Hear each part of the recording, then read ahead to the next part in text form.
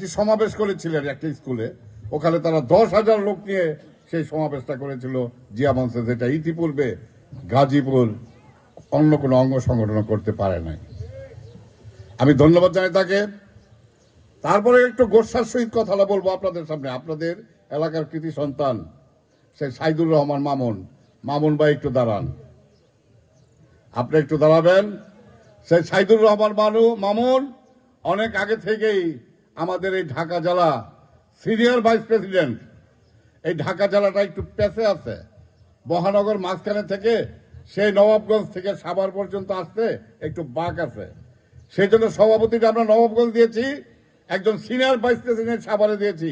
কিন্তু আমার মামুন ভাই পরিশ্রম করে কম, আমার চাইতে অনেক বেশি বাড়ি ওজনে।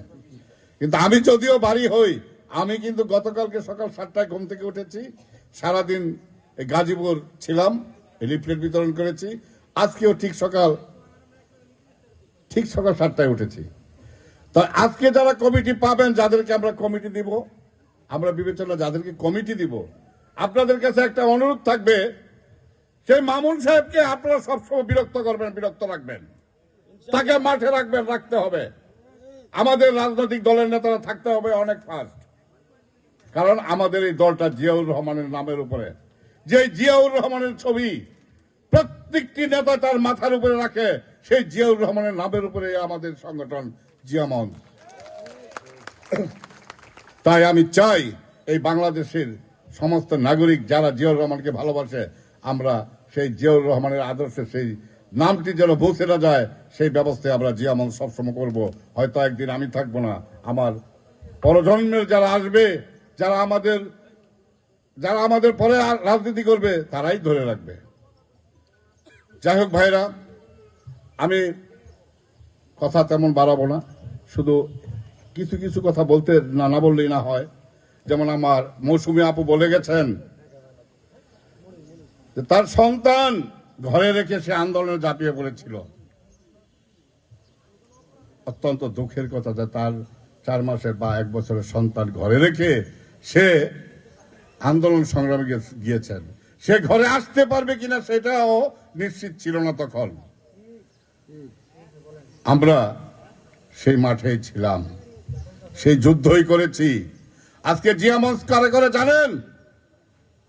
যারা এই দেশে প্রচুর পরিশ্রম করে পদবঞ্চিত, তারা এই জিয়া মঞ্চের সাথে জড়িত।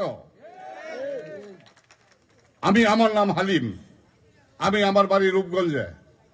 আমি রূপগঞ্জ থানা যুব দলের সাধারণ সম্পাদক ছিলাম, সেটাও আমাকে হতে হয়েছে ভোটের মাধ্যমে, যখন আলহাজ মতিন চৌধুরী বেঁচে ছিলেন। আমি নারায়ণগঞ্জ জেলার স্বেচ্ছাসেবক দল করেছি, আমি স্বেচ্ছাসেবক দলের নারায়ণগঞ্জ জেলার যুগ্ম আহ্বায়ক ছিলাম। কিন্তু আজকে কি অবস্থা? আজকে আমার সামনে যারা আছেন, আমি তো মনে করি তারা প্রকৃত পক্ষে জিয়াউর রহমানের প্রেমিক। আপনাদের কোনো পদের দরকার নাই, দরকার শুধু জিয়াউর রহমানের নামটা আপনাদের জামার মধ্যে লেখা থাকবে। তাই আপনাদের প্রতি আমার আদেশ এবং অনুরোধ থাকবে, আজকে যারা কমিটিতে আসবেন, আমরা নাম লিখবো, নিচে একটা সিগনেচার দিব, আপনার নেতা হয়ে গেলেন। কে বলে রে জিয়া নয়, কে বলে রে জিয়া নয়,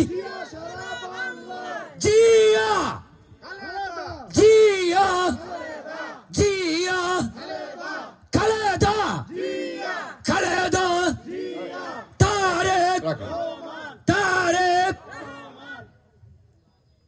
আমি যে কথাটি বলতে চাই, আজকে যারা নেতা হবেন, আপনাদের নাম লিখবো, নিচে আপনার সিগনেচার করব, আপনারা কিন্তু নেতা হয়ে গেলেন।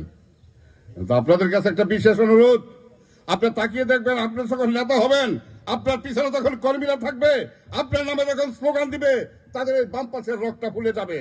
তাই আমি অনুরোধ করব,